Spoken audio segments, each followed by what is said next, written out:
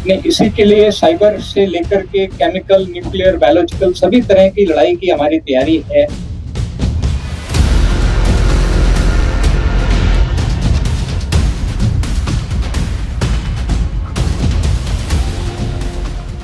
Sir ये जानना चाह रहा था कि ग्राउंड लेवल पे तो मॉकड्रिल कर ही रहे हैं, लेकिन सर जो साइबर वॉर भी है, केमिकल वॉर भी है और एआई तो अभी आप कह रहे हैं, सर इनके लिए किस तरह की तैयारी है? नहीं, इसी के लिए साइबर से लेकर के केमिकल, न्यूक्लियर, बायोलॉजिकल सभी तरह की लड़ाई की हमारी तैयारी है। आप ये मान के चलिए कि हमें विश्वास है कि अगली लड़ाई सिर्फ एक डोमेन में नहीं होगी, मल्टी डोमेन ऑपरेशंस होंगे। लड़ाई स्पेस में भी होगी, साइबर में भी होगी, ईडब्ल्यू में भी होगी, इन्फो वॉर में भी होगी। पर जीत जो है वो जमीन पर ही हासिल होगी। तो ये सारे डोमेन में जो भी हम काम कर रहे हैं वो किसी तरीके से जो हमारी अल्टीमेट जीत है, वो चाहे 71 की जीत हो, चाहे 65 की जीत हो, वो जब तक हम जमीन पर कब्जा नहीं करेंगे वो पाकिस्तान मानेगा नहीं कि हम जीत गए हैं। तो डोमेन सारी जरूरी हैं, हम सारी डोमेन में लड़ाई की तैयारी कर रहे हैं।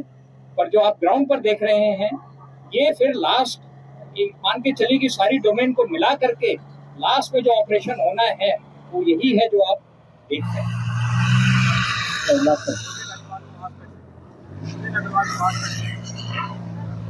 मैं जानना चाह रहा हूँ एआई आने के बाद से शामिल है इस ट्रेनिंग में। मुझे जानना चाहता हूँ कि एआई आने के बाद से सेना के लिए मुश्किल बढ़ी है या आसान हुई है? ये आपका बहुत अच्छा सवाल है, क्योंकि एआई जैसा मैंने कहा कि टेक्नोलॉजी जो हम हासिल कर रहे हैं, हमें पता है कि हमारा दुश्मन भी वो टेक्नोलॉजी हासिल कर रहा है। और इसलिए जरूरी है कि जब हम टेक्नोलॉजी को अपने सिस्टम में शामिल कर रहे हैं तो हम इस चीज को भी ध्यान में रखें कि किस तरीके से दुश्मन जब इस टेक्नोलॉजी को शामिल करेगा तो हम किस तरीके से लड़ाई लड़ेंगे। पर एआई आने से हमारे सिस्टम्स में बहुत सहूलियत हुई है। डिसीजन मेकिंग से लेकर के सर्विलेंस रिलेटेड जो भी सब्जेक्ट्स हैं, जो भी हमारे सिस्टम्स हैं, उसमें आर्टिफिशियल इंटेलिजेंस एक आप कहिए कि फोर्स मल्टीप्लायर है, कैटलिस्ट है। और इससे हमारी जो लड़ने की काबिलियत है उसमें इजाफा हुआ।